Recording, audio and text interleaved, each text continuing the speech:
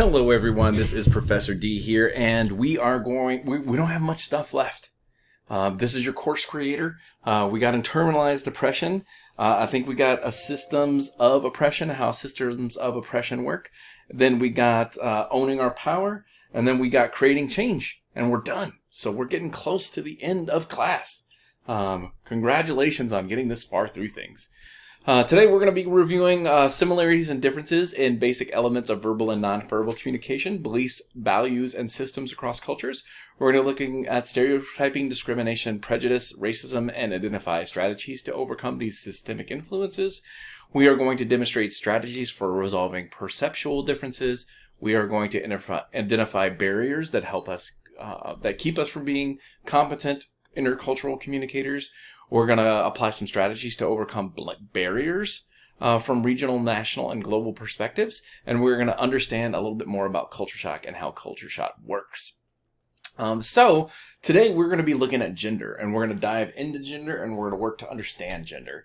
So understanding gender, to understand gender, we have to understand this too is kind of like a social idea that we kind of enforce on and with each other.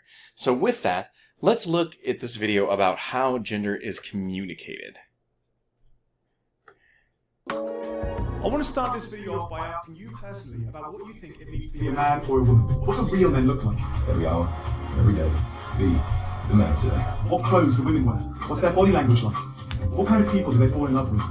What kind of language do they use? Paris Hilton, hi girl! Hi gorgeous. And you go way back. The next thing I'd ask is, where did all of these ideas come from? Are they born in you like a natural instinct? Judith Butler challenged all of these traits and even where they come from. And in this video we look at her work in a little bit more detail. Now, to understand Butler's work, we first need to think about gender in the terms that it's historically always existed in, perhaps even the same terms that you automatically thought at the start of this video. Theorists like Lucan and Levi Strauss always thought of gender in binary terms, male or female. But the problem with this is, it fails to distinguish between sex and gender. Instead, it makes the assumption that if you are born male, you're automatically going to grow up masculine, and if you're born female, you're going to grow up feminine. So like many other great theorists, what Judith Butler did was she pointed out something which in retrospect is incredibly obvious. Sex and gender are different things. Yes, you can be born male or female, but your gender identity, how masculine or feminine you are, that's not born in you. That's something completely separate which is constructed, and when you stop and think about it, it makes absolute sense, doesn't it? Does someone born female automatically become this? Are males destined to become this from birth? With any new challenge. So the big question now is, if gender isn't born in you, where does your gender identity come from? It makes sense that like most of your understanding of the world around you, it comes from your culture, the people around you, your parents, your friends, stuff on TV. Okay, it's missing something.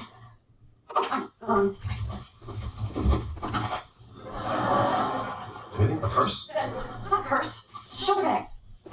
Looks like a woman's purse. And what we see is the performance of gender that we've seen for generations and generations. They're historic. So we are used to seeing girls wearing pink and boys wearing blue. We're used to young girls playing with Barbie dolls and boys playing with action figures. We're used to teenage boys learning to be overly assertive and aggressive. We're used to girls learning to apply makeup. Butler calls these performances, these rituals that we do every single day, gender performativity.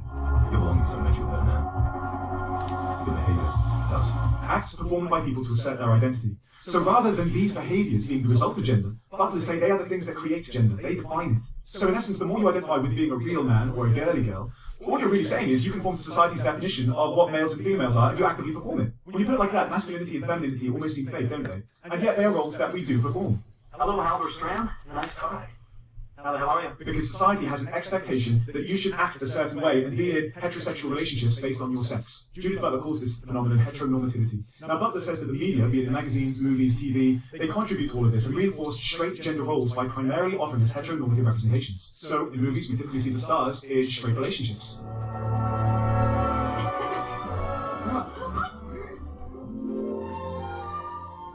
We see men acting out their stereotypical assertive behaviours. If you have a problem with that, we can just sit outside and figure it out.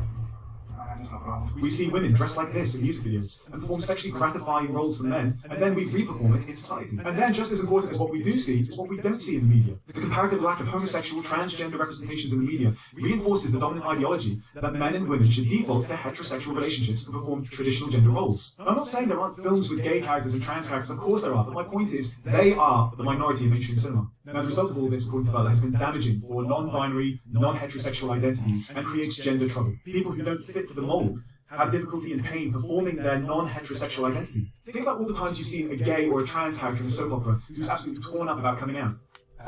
Well, let me guess. You can go somebody pregnant. Or a trans character who undergoes traumatic surgery to undergo their transition. This all reinforces the idea that people should be heterosexual. The alternative is just too painful. Let's look at Brokeback Mountain as an example. We're presented with a gay relationship, which is good in terms of representing something other than heterosexual expectations. But the narrative is largely about this being a forbidden relationship, which is fitting in terms of the context of the mid-20th century America. But nonetheless reminds us that homosexuality is not the hetero norm. So what do we do about this gender trouble? Doctor says the key to breaking the link between sex and gender is to actively perform subversive gender roles. Men painting their nails, wearing makeup, women wearing suits. Remember, not only are these items man-made, but the categorization of them being for only women or only men is also man-made. Jaden Smith is a great pioneer of this, who is actively seen sporting a dress, or Kristen Stewart wearing a suit. These progressive young people are paving the way for people to be allowed to perform their own gender identity, not one which is enforced on them by society.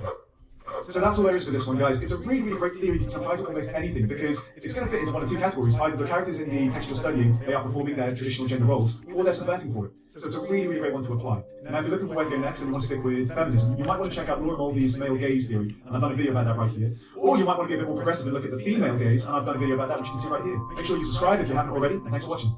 I wanted you to see those videos because I feel like those videos are also interesting and also have potential value in them too. But I think this is going to help set us up for what we need to do with the activity that I'm trying to set you up for in this lecture. So we are going to be examining an idea called in-the-box messages and out-of-the-box messages. So I am going to ask you for this assignment that you identify yourself in the following gender identities. You will either identify yourself as male, you will either identify yourself as female, or you will identify yourself as gender non-binary. And then when you kind of like think of a box, like you're going to write down in the box messages, and then you're going to write down out the box messages. So in the inside the box messages, you are going to write down the ways society and media told you how you should be or how you should act. So again, if you're a man, you're going to write down things that you've seen in movies, TV shows, schools, etc.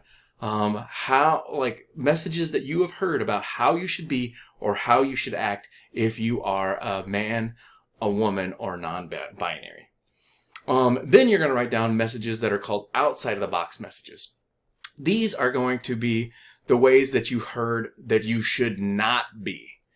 Are ways that are unacceptable for you to act according to your gender, right?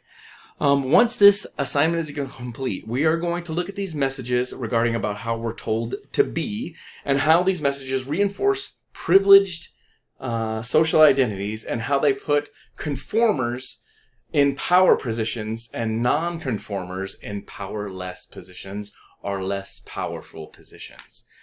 Again, so we can get a visual of what this looks like and what we're going to be conceptually doing. Like if we're going to be looking at examples, right? In the box messages for men are going to be like, an example is be strong. Another in the box messages that men hear is show no emotion, right? If we're looking at a female message, it's look pretty. It's cook and clean. If it's non-binary, that you're supposed to present in your assigned gender, the gender you were assigned at birth. Another in the box message is your vocal tone is supposed to match that of your presented gender, right? Or that your is supposed to be matching whatever you look like, right? If you're not doing that, then that's an out of the box message, right? So if we look at out of the box messages, right? If you're a man, an out of the box message, a thing that you've told that you shouldn't do or shouldn't be would be like cry. Or really enjoying baking, right? For females, it would be an out-of-the-box message is be muscular or to burp really loudly, right? Those are messages that women don't tend to hear. For non-binary folks, right? Out-of-the-box messages for a non-binary person would be to present gender fluid, because we usually don't see people presenting in a gender fluid manner. Or for a non-binary message, an out-of-the-box message would be to be very confident in your own skin, no matter how you're presenting your gender, right? That would be an out-of-the-box message because we don't see that message very often, and we don't know that message to be the normal way a non-binary person to present in society. So you're going to do that activity, and this is going to help you understand these concepts. So the first concept that it's going to help you understand is this notion of internalized oppression. Internalized depression is the acceptance of pejorative message. Remember, pejorative means negative messages about one's target identity. So again, we're not looking at privileged identities when we look at internalized depression. We're looking at target identities. We're looking at the folks that are more marginalized by society. And then accepting or participating in one's own oppression through words and actions, right? So you go along with the message that you've heard because you keep hearing this message over and over again, right? It leads to feelings of self-blame. It leads to feelings of self-hate. And it also can create a sense of shame or distancing for one's own identity. So for example, Professor D, I've already talked to you about this. I am mixed race, but I'm Native American, right? And so some people may challenge me and say I'm not Native American enough because I don't practice Native American religions or I don't speak my language, right? And if I feel as though, or like, I'm supposed to be spiritual or whatever, right? So if I try to be more spiritual, to live into the stereotype of how I should act as a Native American person, I might be practicing internalized oppression, right? Or if so another way of looking at this outside of my identity, right? So women might have to get up 2 hours early to get up, take a shower, brush their hair, do their makeup, like all this stuff just to get ready every day, right? And if you feel like you have to do that just to go out in the world, you might be experiencing internalized depression, right? Now, if you like it, it's not necessarily bad, right? But if you do it and you tell other people do it, like you shouldn't walk out there, you look like a hot mess, right? Now you're oppressing other people. Or if you're like, I won't go anywhere without my makeup looking perfect, you might be doing internalized depression for yourself, right? So again, it's a way of buying into what you are expected to do.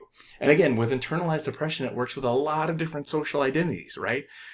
So you'll hear this from like other people, right? Like if you hear a black person and they're speaking like with excellent pronunciation and articulation, people will call that talking white. Like, why are you talking white, right? And you see sometimes like black people confront each other over talking white. And so this can be a form of internalized depression if you are devaluing acting any other different way as something different, right? Let's look at internalized depression a little bit more. Internalized depression is a pressure to accept messages or act in an expected way that's associated with an oppressed identity, right? So here are examples of what it looks like for women, that corrective messages women hear about how they're supposed to act. So when women are seen as too assertive, they're called bossy, or even worse, they're called bees, because they're assertive about, like, assertive just means having good boundaries. It doesn't mean aggressive, right? But if you're assertive, no, I don't want to do that, or today's not a good day for me, people will say, oh, you're bossy, or you're a B word, right? When women critique other women in regards to how they look, or, good mothers don't do this, or good mothers do that, that can be a form of internalized depression as well. When women feel like they have to have the characteristics of womanhood, is a pressure to be in the box, rather than giving themselves permission to be their full, unique, individual self, right? If you'd like to do things that are associated with womanhood, so say you like to wear makeup, does that mean it's wrong? No, not necessarily. But if you put pressure on other women to wear makeup because you're like, that's the only way a proper woman should be, that can be a form of internalized depression for others. If you pressure other people to try to be the perfect mother, right? Or you pressure yourself to be the perfect mother, that can be a form of internalized depression because nobody does motherhood perfectly. Nobody does womanhood perfectly. Nobody's like a perfect black person. No one's a perfect native person. No one's a perfect homosexual person, right? But there's pressure to be and act a certain way. And if you don't be and act a certain way, then people wonder, what are you doing? Because you're not acting in an expected way. Now, when we look on the other side of the coin, we're going to look at in-group conformity. Now, in-group conformity is specifically for people who are of a privileged position. So we're talking about white people, we're talking about men, we're talking about rich people, we're talking about heterosexual folks, right? These are expected ways to be and act if you're part of that group. And this is the pressure to act in a way that's accepted by society and expected of people of that identity. So it's in a social pressure within the agent group, remember, within that privileged group, to maintain its position through behaviors, through beliefs, and through attitudes, right? It's a rejection of consequences. So like people who don't act in the way that people are expected with in-group conformity, sometimes they can be minimized or kicked out of the group, right? Because they're not seen as really blah enough, right? Like you kind of get a sense of how this works in like the way, so let's take for example the word white trash, right? So that is a rejection of white people who are not seen as economically successful, because the assumption is if you're white, that you're economically successful, that you're really smart, that you make plenty of money, that you don't have to work 2 jobs, right? There's ideas embedded in the way people who are white are expected to be. And if you're not that, well, then you're white trash. And you see how we punish people who don't be white the right way? Does that make sense? I know that's kind of a complicated example, but white trash is the penalty we put on white people who aren't being white the way we expect them to. Let's unpack in-group conformity a little bit more.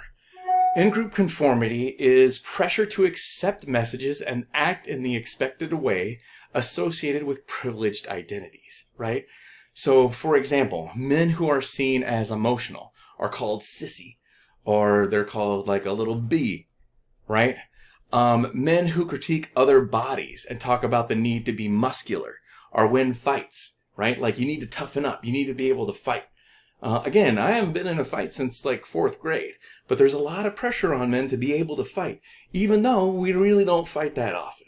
But there is a pressure, right? And that's the in-group conformity, the pressure to be and act a certain way that maintains privileged control over other people. Men who feel like they have characteristics of manhood in the box. Men can feel this pressure to be like that in the box self, rather than giving yourself permission to be your whole and unique self, right? So if you enjoy baking, or you enjoy, you enjoy driving smaller, more economic cars, or you like to cook, or cleaning house brings you peace, like it's okay to do that if you're a man. Like I like to lift weights, is that bad? Not necessarily. Like as long as I'm not lifting weights to make someone feel, so I'm not like trying to prove my manhood to someone, right? Or if I don't put the pressure on lifting weights on another man to make him feel like he's man enough, right? Like, it's okay to like what you like. Just make sure you're analyzing, is this really me? Or am I just trying to be accepted as blah enough, right? Am I lifting weights because I'm not seen as man enough? Well, maybe that's not a good reason to lift weights. Or maybe you're like, God, I love to cook, but I have to hide that I love to cook because it's not manly, right? Stupid stuff. But like, again, there's this pressure to act a certain way. And the pressure to act a certain way with a privileged identity is called in-group conformity. The pressure to act a certain way within an agent identity is called internalized oppression. Knowing and understanding this, I think, is a really valuable idea to start to get to understand the way that we pressure each other to be and exist in the world. So let's get a little bit more sense of like, what is gender? What is a gendered performance? And what is this idea of performativity? I've learned so much more about how to be a whole person rather than just being a perfect man from women and women's issues that I feel much more liberated as a human being. And I hope you feel the same things too from looking at our good friend here in the video. Clicking on it. All right. Here we go. It's one thing to say that gender is performed, and that's a little different from saying gender is performative. When we say gender is performed, we usually mean that we've taken on a role, we're acting in some way, and that our acting or our role playing is crucial to the gender that we are and the gender that we present in the world. To say that gender is performative is a little different because for something to be performative means that it produces a series of effects. We act and walk and speak and talk in ways that consolidate an impression of being a man or being a woman. I was walking down the street in Berkeley when I first arrived several years ago, and a young woman who was, I think, in high school leaned out of her window and she yelled, "Are you a lesbian?" And she was looking to harass me. Or maybe she was just freaked out, or she thought I looked like I probably was one and wanted to know. But instead I just turned around and I said, "Yes, I am." And that really shocked her. We act as if that being of a man or that being of a woman is actually an internal reality or something that's simply true about us, a fact about us. Actually, it's a phenomenon that's being produced all the time and reproduced all the time. So to say gender is performative is to say that nobody really is a gender from the start. I know it's controversial, but that's my claim. So again, right, she's talking about... Think about how difficult it is for sissy boys, or how difficult it is for tomboys to function socially without being bullied, or without being teased, or without sometimes suffering threats of violence, or without their parents intervening to say maybe you need a psychiatrist, or why can't you be normal? So, there are institutional powers, like psychiatric normalization, and there are informal kinds of practices like bullying, which try to keep us in our gendered place. There's a real question for me about how such gender norms get established and policed, and what the best way is to disrupt them and become the police function. It's my view that gender is culturally formed, but it's also a domain of agency or freedom. It's most important to resist the violence that is imposed by gender norms, especially against those who are gender different, who are non-conforming in their gender presentation. All right, so let's unpack that a little bit, right? These messages we send to each other, and these messages that we keep sending back and forth to each other, create systems of inequity, right? Some people are favored and get access to more favored results. Some people are more pressured or oppressed, and they don't get the same access or abilities as others, right? But we have to understand where the messages come from, right? Unless nobody's around to communicate, communication is always happening. One cannot at some point not communicate. Like if you think about it, if you're laying on the ground passed out, what are you saying? You're saying I'm sleeping, right? So you're always communicating no matter what's going on. And the messages, the ideas, the thoughts, the ways of being, the expected ideas come from us. We see these gender identities play out in media, stories, and jokes that either affirm, like hold up and say this is the right or correct way of being individuals, or disaffirm, marginalize, make fun of, joke about, hold down other individuals, right? But it's because we only see limited acceptable or validated identities. We see these identities as normalized, right? So again, what Disney movie have you ever seen where there's a homosexual relationship playing out? Like none. We never see Disney movies with homosexual relationships pointing out, right? So because we see men and women together over and over and over again, those are the very few accepted or validated identities, and it becomes seen as normal when it's not normal to every person and every person's experience. The more that we can actively validate out of the box parts of ourselves, so the more we can own the parts of us that aren't the expected way of being, right? As a man, like, I think crying is really important. I think being able to really feel emotions deeply is really good for a healthy individual to do. Now, that's not a message men tend to hear. But the more I can do that for myself, then the more other people see me do it, and the more it allows other people to be their free self. For example, another thing that I do to validate other parts of people, I call my wife my partner in public. Why do I do that? It's because not everybody's married to a wife or a husband. Sometimes, like we want to use the word partner so that there's not a gender expectation of who this other person's bringing to dinner. Like if I can normalize my use of the word partner for my partner, then if there's another, like a homosexual person that's in my presence, they feel comfortable using the word partner, and it validates that partner is an acceptable word for all folks. So how do different forms of communication validate oppressed identities? Let's watch this idea unpacked a little bit further.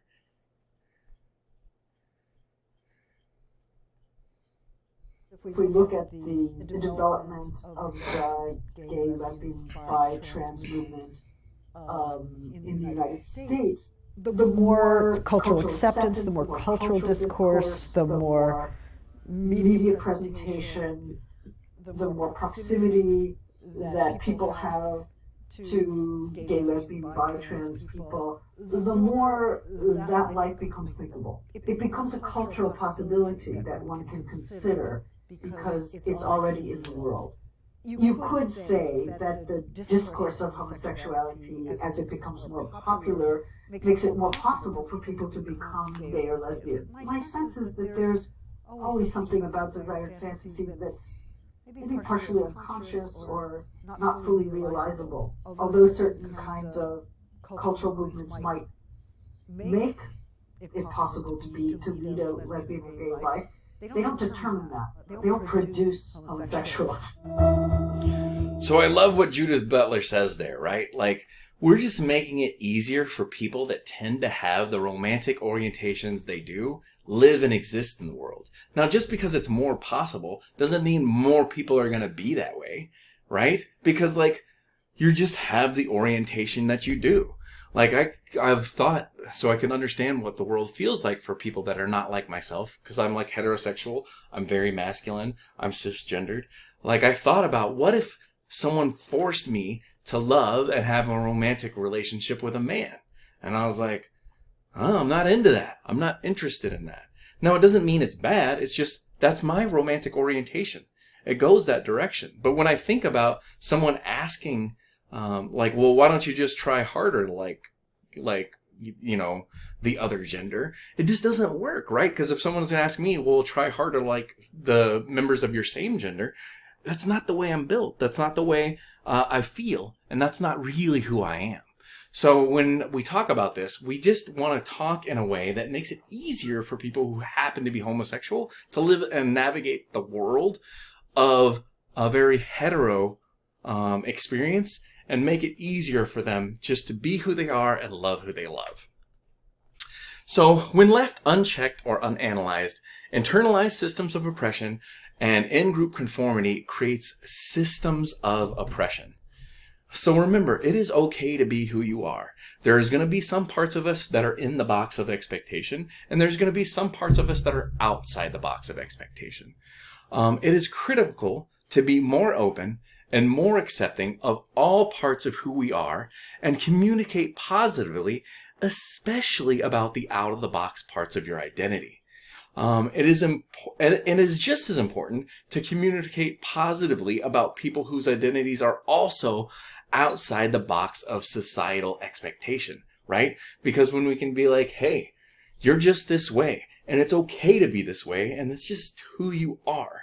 It gives them permission to be themselves. And when we give other people permission to be themselves, we have more permission to be our own selves as well. And we just go throughout the world validating all people and parts of their identities. Because again, we don't pick this stuff. We just are this stuff. And we act like difference is bad, and it's not. Difference isn't bad, it's just different. And the more we can communicate, the more we can validate that out-of-the-box parts of ourselves, and we can validate the out-of-the-box parts of others, then the more our communication actively subverts ways in which people's identities are oppressed, marginalized, or othered. Because we become walking spaces and places of validation and inclusion in the way that we choose to talk as we navigate the world. So with that, I felt in this, we needed to understand some things when it came to biological gender, gender identity, and gender expression. So biological gender is the sex that you are categorized with at birth. Now, it is important to note that 1 out of every 1,000 people, research states from 1,500 to 2,000, but again, like, those numbers are probably unrepresented, because when a doctor assigns gender to someone that they don't know what gender they are at birth, that we don't know if they got it right when they made the choice. They just made a choice in the operating room. And a lot of times when they make a choice to put a gender on a baby as either male or female, they don't report it. They just are like, well, let's make a cut here. Let's make a snip here. And then they just make this human, this gender, and nobody even really talks about, like, what are you supposed to do? And what's the right way to navigate that when you have a baby in this space, right? So we have no clear idea, like, who has the chromosomes they do. Because really it's chromosomal representation that gives you a sense of whether biologically male or biologically female. And there's a lot of ways that you can exist between the XX or the XY chromosomal presentation, right? Like, we don't know even maybe for sure what gender we really are. Like, for example, unless you've had a full body scan, you could have an ovary or a testicle floating around that didn't really do anything, but then technically, because we have that ovary or we have that testicle within our body that's inert, like, we would be classified as intersex. And it's actually way more common than you would think. Intersex happens, but we don't talk about it as a society. Now, gender identity is different. Gender identity is a person's internal sense of who they are as a gendered being, right? It's the gender in which a person identifies with personally. So I am considered cisgender because I feel as though I am the gender, like in my brain and in my soul, I feel as though I am the gender that I was assigned at birth. Like, I feel like I was assigned male and I feel like a male. So my biological gender is male and my gender identity in my brain and in my soul is also male. Gender expression is a person's outward presentation of gender. It's how they may perform gender on a spectrum of masculine to genderqueer to feminine, right? So my gender expression, because I'm biologically male, and my gender identity male, is going to tend, like, for me, tends to be towards more masculine stuff, because I feel as though I am masculine, and I feel as though masculine just works for me. Now, that's not to say I'm just masculine to the get out and I don't have any feminine qualities. Of course I do. And there's some ways I'm looking at exploring being more feminine so I could be a more full and real human being, right? But generally speaking, I wear pants, shorts. I've never worn a dress. I don't really have an interest in wearing a dress. It's not bad if somebody else is wearing a dress. That's just how I feel, right? Now, orientation is about who you're attracted to. Now, note, I don't put sexual orientation because it is seen as reductive, which means it boils things down to crass things in some ways. It's about who we are attracted to beyond their sex, or seeing something as beyond sexual relation, right? Like with sexual orientation, it's not just about sex. It's who you love too, right? So we use the word orientation or romantic orientation because it gives us a better sense of what we're really talking about. It's more about, like, who do you love? Are you heterosexual, bisexual, pansexual? Pansexual is another way of thinking about this idea. And it's funny because, like, when I had a conversation about orientation, I had a sense of how, even though I was a privileged identity, I'm heterosexual. Like, it's actually limited me over time in possible mates, right? So someone said this in a way, and I was like, oh my God, I've never thought about that before, right? Someone said, if you're bisexual, you have the ability to love men or women. And I was like, oh my gosh, I kind of really don't have the ability to love men because of my heterosexual orientation. Like, I just never thought about it that way. And they said that someone that is pansexual has the ability to love any human being. Male, female, genderqueer, transsexual, doesn't matter. Like, everybody's potentially on the table because of their romantic orientation. Mind-blowing idea. I never considered that before. I'm heterosexual. I'm happy being heterosexual. I wouldn't want to be forced to be any other orientation that I already really am. So let's look at this idea of biological gender, gender identity, and gender expression in this short video. I am going to warn you, if you're not watching the video, this isn't going to make as much sense because it really boils things down in a great way.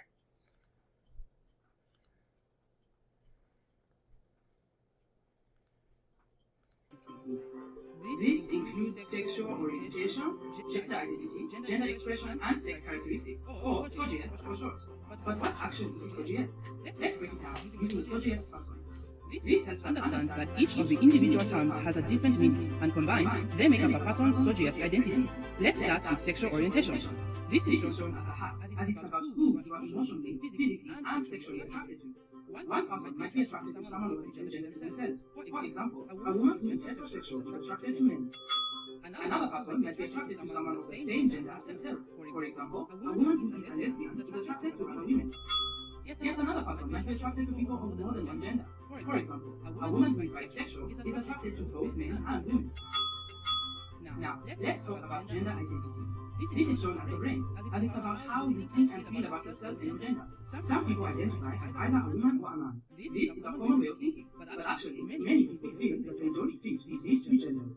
They might feel they are a mixture of the two, or are something else that can't be clearly defined. A person's gender identity might reflect the sex that they were assigned at birth, or it might not. For example, a trans woman might have been described as a male at birth, but now identifies as female. Now, gender expression. This involves the whole person, because it is about the different ways that you communicate your gender identity to the outside world. This could include how you dress, what haircut you have, how you act, or what name you use. Finally, let's talk about sex characteristics. We show these as genitalia because they reflect whether someone is biologically and physically female or male, as well as your external genitalia. Sex characteristics include your hormones, chromosomes, body shape, voice pitch, and body hair. A person who is intersex is born with sex characteristics that are not completely male or female. They are a combination of both. So, let's put all the pieces together. Sexual orientation is about who you are emotionally, physically, and sexually attracted to. Gender identity is about how you think and feel about yourself and your gender. Gender expression is about how you communicate your gender identity to the outside world. And sex characteristics are about your biology, such as genitalia, hormones, and body shape. Each of us has a sexual orientation, a gender identity, a gender expression, and sex characteristics. They combine to make up our unique SOGS identity. SOGS is fluid. This means that there are lots of different options with no right or wrong way to be. Also, things can change over time. Our SOGS identity combines with other factors such as our age, where we live, whether we are rich or poor, or whether we have a disability to make who we are. It also affects our power in society. Sometimes people are discriminated or excluded because of their sexual orientation, gender identity, gender expression, and sex characteristics. This includes people who identify as lesbian, gay, bisexual, trans, intersex, or questioning, known as LGBTIQ+. We all have the right to define and be proud of our SOGS identity. There is no need to stereotype or harm people. Everyone is unique. We must all recognize, accept, and celebrate this diversity. For more information, see plan-international.org. So again, when we're presented with this in a video, it seems so obvious and it seems so simple. But the problem is we live in a world that doesn't recognize these thoughts and ideas, right? We live in a heteronormative world, right? That is the idea that heterosexual is normal. We live in a binary gendered, like we live in a world that expects there's only two genders, right? And so when we communicate, we always tend to expect that people are going to identify as male or female when some people don't identify that way, right? And because there's this gender normativity that exists in the world, we talk as though, when we talk about heteronormativity, it's the system which holds up folks of that expected romantic, privileged orientation in a way that overvalues them, right? And let me give you a sense of how heterosexualness is overvalued. So I want you to do a thought exercise with me. Think about the amount of apps that are available, like, for dating, right? Try to, take a second, hit pause, and try to write down 10 apps or websites that are available for dating, right? Okay, so do that. All right, welcome back. So you've written down your 10 apps or websites that are available for dating. Now, look at who these apps were built for. Let's say that the person is transgender, right? Let's say that their gender identity is genderqueer. They present between genders when they show off who they are. Let's say they're pansexual, right? They have the ability to date anybody of gender identity within who they are, right? Or biological gender. They have the ability to date anybody like that, right? Let's say they're gender fluid and gender queer. Now, what websites were built with them in mind? Not many, right? Like, I know people will say, Grindr, like Grindr was like, well, maybe Grindr. And I'm like, well, no, Grindr's kind of more built for like folks that are gay or lesbian specifically, not like for folks that are trans or whatever else, right? Like, there's not someone that was, there's not really a dating site that was built with for all these people in mind. And these people deserve the ability to find love and seek happiness as well. And I would think as good people, we would want to communicate that they have this right and back them up in their happiness too, because that's who we would want to be as individuals. But the problem is, again, there's systems of ways of expectation that we communicate that say this identity is good and this identity is bad. And we want to start looking at these things with a very critical eye.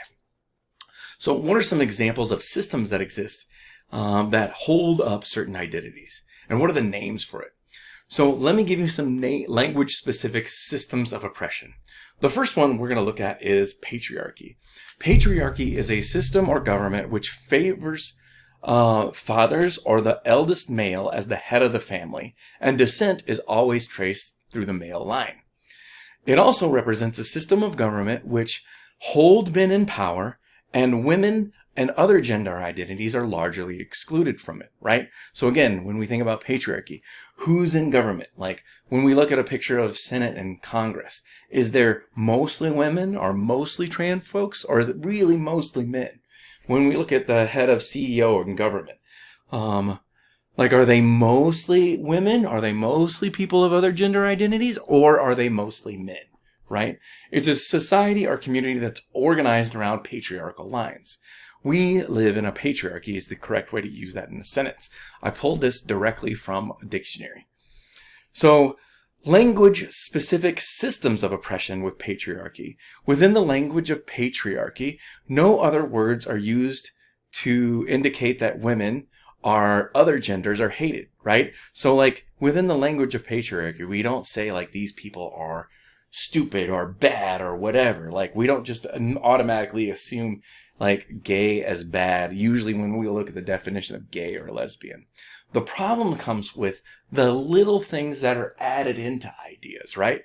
The notion that that to be gay is hard, or the stories about people having to come out to their parents, or gay jokes, or traditions which exclude gay people, right? We had a tradition of marriage that excluded gay people not that long ago. We look at the way media reinforces ideas of who's in charge and who's not in charge, and who's normal and who's not normal, right?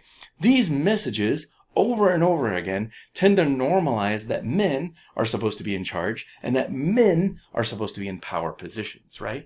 Patriarchy is a language that is used over and over again, which tends to favor people of male identity. Now remember, when I tell you this stuff, I don't hate men. I don't think men are bad. I identify as a feminist. A feminist, someone who identifies as a feminist, doesn't think that women are better than men. They think that women should have equal rights as men. That's it. It's not a very bold stance to take for a man to be a feminist, right? Like if you want your wife to be treated as good as you should be a feminist. If you want your daughter to be treated as good as you should be a feminist. So understanding this doesn't mean somebody's better or worse. It just recognizes that women have a harder time in the world than men do. And we want to work to make that more fair with other people in the way that we choose to talk and communicate and how we value or disvalue people. So let me give you some examples of patriarchy and how that works. So this is a great video about what is patriarchy, what does it do, and how does it work.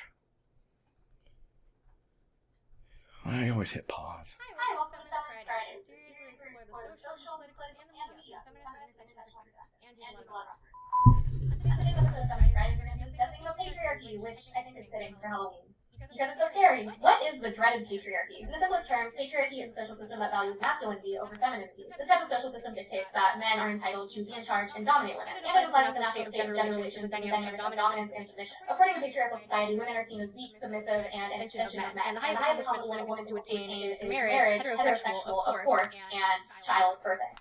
On the reverse end end of the spectrum, men are expected to be physically and emotionally strong, dominating, and the breadwinner and protector of his family. Although the domination of women today might not be as bad as, say, a couple hundred years ago when women had no legal rights and were considered their husband's property, or even as bad as something you'd see on an episode of Mad Men, gender is still something that is strictly enforced on people today. In patriarchal societies, cisgender men are typically valued over cisgender women. However, the system forces people into strict boxes called gender roles, and gender roles hurt everybody. If someone who is assigned a certain gender at birth doesn't fit into the social norms expected of that gender, they're often ostracized by society. In the past 100 years or so, we've seen a loosening of gender roles for women, but not so much for men. Women can act or dress in a more masculine fashion with less repercussions than if a man were to act or dress in a feminine way. This stems from the valuing of feminine traits over masculine traits and the association of femininity with weakness. Femininity. That is the hardest word to say. It's more okay for a woman to act like a man, or whatever that means, than it is for a man to act like a woman. However, the patriarchy doesn't just harm cis women and cis men. It also hurts trans identities and anyone who doesn't identify with the gender binary. Being transgender is almost like the ultimate slap in the face to patriarchy and gender roles, because you're stepping outside of the gender that you were assigned at birth and saying, fuck that. A lot of transphobia that we see is based in sexism and the fact that someone is refusing to stay in the gender box that society put them in. Can we talk about the harmful things that the patriarchy perpetuates? Because there are a lot of them. Women are less likely to hold positions of power. There are only 27 female CEOs in Fortune 1000, and only 18.5% of Congress is occupied by women. And you might say that more women should run or start their own companies, but that's ignoring the reality that women have to face large amounts of discrimination and harassment simply because their gender is seen as less powerful or less credible. And the women that do gain positions of power often have to assert masculine qualities in order to be respected in their position. Women are more likely to be sexually assaulted than men. Women generally do much more of their share of parenting than men do because of gender expectations, often while also working a job. However, men face negative consequences of the patriarchy too. They're expected to be the provider of their family and face the pressure of being financially supported. The patriarchy perpetuates the idea that women need the protection of men, which is one of the ways in which the patriarchy actually disadvantages men. At many points in time, men have been legally forced by drafts to fight in wars and risk their lives. As for women, they've been actively discouraged by a society that doesn't see them fit for combat from enlisting in the military. And the women that do are harassed, demeaned, and even sexually assaulted simply for having the audacity to think they can do the same jobs as men. Women are also less likely to be seen as criminals and are incarcerated at lower rates than men. This is because women aren't seen as dangerous. And when they are convicted of crimes, the defense claims that they must be mad because they're going against their natural womanly instincts. It's also important to know that patriarchy isn't solely male perpetuated. Just like how everyone is negatively affected by the patriarchy is perpetuated by everybody. Nobody is outside of societal influence, and we've all been socialized to have patriarchal views of gender and how people should be. What's important is that we actively challenge these views instead of just accepting them and work to make society a little bit better. Let me know what you guys thought of this video and leave a comment with a suggestion for what I should talk about next week. Also, just So I'm going to have a hard admission for you. When I first heard about the patriarchy, I kind of freaked out because I think as a man, I'd always been socialized to be worried about patriarchy. But if I'm a calm and confident and secure man, like I can recognize that the way we talk and the way our society is oriented does tend to favor men over women. And that doesn't mean I'm a bad man.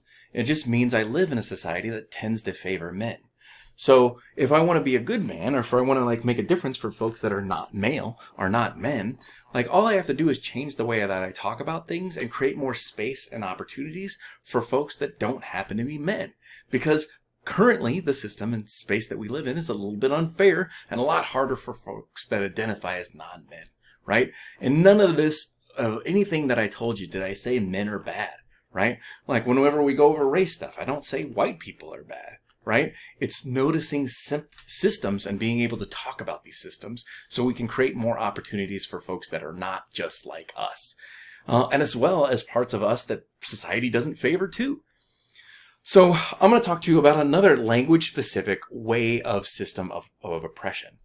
The word is going to be called white supremacy. Now, white supremacy is a different word than white supremacist. A white supremacist is someone that believes that white people are better than every other race. White supremacy is a political ideology that perpetuates and maintains the social, political, and historical institutional domination of white people. Again, you can see where white people have been put in favored spaces or systems because of historical as well as contemporary socio-political structures, right? So the Atlantic slave trade obviously was hard for black people. Jim Crow laws that just made it so you had to be, you only got to use this water fountain or this restroom, or you only got to eat at this place. Favor white people over black people. Apartheid in South Africa, right? These were different forms of white supremacy that were put forth with conceptions about who was white and who was considered white and who was not considered white. Because even in this country, who was and who wasn't white was white and who wasn't white has changed over time. Did you know in the 80s, folks that identify as Arabic were considered white people racially according to the census. And also, if you were Irish or Italian, you were also at one point in time not considered white. So the idea of who is and who isn't white changes over time to always favor whoever's considered white at that time. In academic language, this draws from an idea called critical race theory and intersectionality. And it looks at socio-political systems in which white people enjoy structural advantages, privileges, over other ethnic groups, over other racial groups. Again, I'm not saying you're a bad person if you're white, but you do live in a system that tends to value like lighter skin tones over every other color skin tone. Like the lighter your skin is, the more you tend to be favored by race and just your race only with society. And I've heard people say like, well, you know, again, like my bank account doesn't know I have white privilege. And well, your bank account would never know if you have white privilege, because now you're talking about socioeconomic status and meritocracy, right? Like, again, that's conflating the two terms of socioeconomic status, which is a social identity, and white, which is a racial identity, right? You want to be able to like tease those two ideas apart to really understand that stuff, right? So an example of what that would look like is people never really like look at groups of white people and be like, what are all these white people doing here? Is there something going down? Is there something wrong? Like, no one associates something bad happening just because there's a white person in a certain area, right? Like, no one's like, there's a white guy in the parking lot and he looks suspicious. Like, just because he's white. He might be doing suspicious things, but it's his whiteness doesn't make him suspicious. Whereas folks of black identities are seen as suspicious even if they're not doing anything suspicious at all. Or if there's a group of black people, people go like, whoa, what's going on? What's happening? And then they get confused because they're like, well, nothing's happening. We're just hanging out. We're just being here, right? But blackness is much more noticeable than whiteness is in our society. So again, to understand white supremacy and how white supremacy works, systematic white supremacy tends to afford more opportunity from people who are of a white social identity, a white racial identity, right? White supremacists are different than, because white supremacy is an idea, it's a notion. A white supremacist is a person who believes that white people are better than other races. So we have to understand white supremacy is an idea of a system that tends to favor white people over other people. And white supremacists are white people who think they are better than other races and actively work to hold them down. And what's weird is white supremacy happens in spaces even where there's a majority of non-white people around. Like, for example, when I was in Nigeria, like people thought I was cool or famous or awesome, like in Nigeria, because they thought I was white. Because in Nigeria, if you're not black, you're white. Because, like, really, generally speaking, everybody there is black, right? But do you see how I was seen as more cultured, educated, rich, just because people saw me as white, right? So even in a place where most of the people are black, white supremacy can still exist because whiteness is favored over darker skin tones in different areas. So with that, I wanted to try to give you examples of white supremacy and how systems of oppression work by reviewing this systemic racism video one more time. So you can see how systemic racism and systems of oppression work to favor those with white identities over those with other racial identities. Remember, as you hear this, I'm not saying you're bad if you're white. I'm just helping you notice the way we communicate in a society which favors or disfavors other people, and help you become more aware of the language you might use, which might favor one person over another person. So we can learn how to change our language to make it so it shouldn't matter what race you are. You should have the access to a good school. You should have an access to a good home. Like, everybody should truly have equal opportunity. The problem is we don't, and we act like it's not fixed. And we need to recognize we have a problem if we're going to do something to fix the problem. Because problems don't get fixed by not talking about them. I don't know if you've ever had like your dog's ever pooped in the living room. Like, if you just don't act like it's there, or you don't act like it exists, it doesn't make the poop magically vanish. Or it doesn't mean you're pro-poop because you talk about the problem of the poop in the living room. You have to talk about the problem. You got to do something about the issue, right? In our society, we need to talk about patriarchy. We need to talk about white supremacy. We need to talk about oligarchy. Oligarchy is the word that favors rich people over every other socioeconomic class. We have an oligarchy problem in the United States because, like, rich people, like, they're way few than everybody else, but they have so much more say than the rest of us. We want to do something about that to make the world a more fair place. So I'm going to show this video and then share a few thoughts, and that's all I have for the lecture today. This is Jamal. Jamal is a boy who lives in a poor neighborhood. He has a friend named Kevin who lives in a wealthy neighborhood. All of Jamal's neighbors. Sorry, I gotta move this around a bit. All right, here we go. This is Jamal. Jamal is a boy who lives in a poor neighborhood. He has a friend named Kevin who lives in a wealthy neighborhood. All of Jamal's neighbors are African American, and all of Kevin's neighbors are white. Because Jamal's school district is mostly funded by property taxes, his school is not very well funded. His classrooms are crowded, his teachers are underpaid, and he doesn't have access to high-quality tutors or extracurricular activities. Kevin's school district is also funded by property taxes, so his school is very well funded. His classrooms are never crowded, his teachers are very well paid, and he has access to high-quality tutors and lots of extracurricular activities. Kevin and Jamal live only a few streets away from each other. So how come they're growing up in such different worlds with such different opportunities for success? The answer has to do with America's history of systemic racism. To understand it better, let's look at what life was like for Kevin and Jamal's grandparents. Decades after the Civil War, many government agencies started to draw maps dividing cities into sections that were either desirable or undesirable for investment. This practice was called redlining, and it usually blocked off entire black neighborhoods from access to private and public investment. Banks and insurance companies used these maps for decades to deny black people loans and other services based purely on race. Historically speaking, owning a home and getting a college education is the easiest way for an American family to build wealth. But when Jamal's grandparents wanted to buy a house, the banks refused because they lived in a neighborhood that was redlined. So Jamal's grandparents were not able to buy a home, and because colleges could prevent them from attending to legal segregation, their options for higher education were really scarce. Kevin's grandparents, on the other hand, got a low-interest loan to buy their first house and got accepted into a handful of top universities, which traditionally only accepted white students. This opened up a wealth of opportunities that they were able to pass on to their kids and grandkids. Even as late as the 1980s, an investigation into the Atlanta real estate market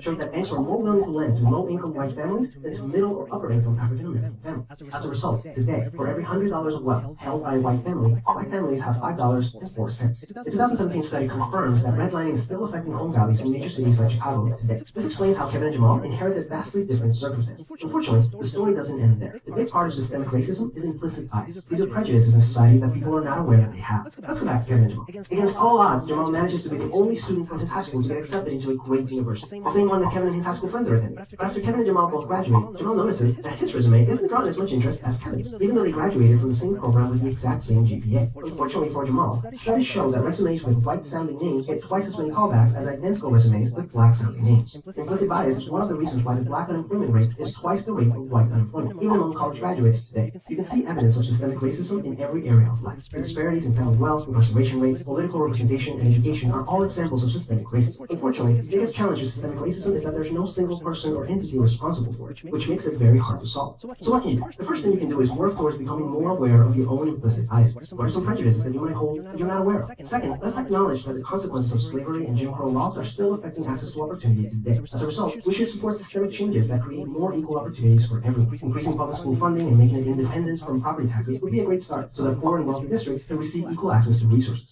Systemic problems require systemic solutions. Luckily, we're all part of the system, which means that we all have a role to play in making it better. Peace. So what I want to remind us about that video is we need to keep in mind the idea that, like, it's not just about race and it's not just about gender. Like, we've recognized over and over again in this class that people have, like, really overvalued certain parts of who we are and undervalued certain parts of who we are. Like, life shouldn't be that much easier for rich people over middle class and poor people. Life shouldn't be that much easier for folks who are considered temporarily able over folks that struggle with mental health issues. Like, even as your professor, I don't have access to long-term therapy. I only get short-term therapy. Well, that's not good, right? Like, you want a professor with, like, good mental health. You want someone that's, like, calm and balanced. But, like, because insurance only favors or is built for certain people in mind, then only certain people get certain benefits. Now, thankfully, I have a friend who's a counselor, in which we trade communication ideas for counseling things. And so I am able to secure therapy. But at the same point in time, like, everybody should have access to that. If you've struggled with depression or you've struggled with like self-worth and things like that over time, you would want people to have access to the healthcare resources to give them what they need to be a happy, healthy person. After all, we have to live with all these people. And so thinking about how we talk about who is favored and who is disfavored is really comes down to like us and who we are and what stories we choose to tell and what stories we don't tell, or what we act like is normal or acceptable, or what we act like is not normal or unacceptable. We want to come to understand that people are different than us. And the fact that they're different is not just okay, it's awesome. Because difference is what it's all about. Like, one of the things that we do difference with great in America is cuisine and food. Like, if you go other places, there's not the variety of food and cuisine that we have. But for some reason, we only really get the food right? Can we get the race stuff right? Can we get the gender stuff right? Can we get the social class stuff right? Can we get the ability stuff right? Like, you know, like, in America, we don't even recognize we have American accents. And we do. Like, you're listening to an American accent. Like, the reason we don't recognize there's an American accent is because we don't get out as much as we should. Like, we want to try to find ways to normalize and validate difference, especially if we want to be good intercultural communicators. Because really, it's the way we talk about these systems and issues and problems that keeps us apart. The more we can come together, the more we can advocate for one another, the better things get for everybody. And I think if we knew and understood that and took on the personal responsibility of owning that we need to talk about these things differently, that we need to change our language to be more inclusive, that we need to meet and interact with people that are different than us, then we can create spaces of dynamic change and opportunity where people are validated for who they are. And maybe we create a world that's a little bit harder to go to war. Maybe we create a world where it's not okay for poor people to die on the streets. Maybe we create a world where everybody has access to health care. Because really, it's about deciding it's important. Once we decide something is important, we can find a way to make it happen. So with that, that's all I have for you today. Peace and blessings. Thanks for hanging in with me for an hour and 2 minutes. I hope you got something interesting and helpful, and I'm looking forward to talking to you in the next video lecture.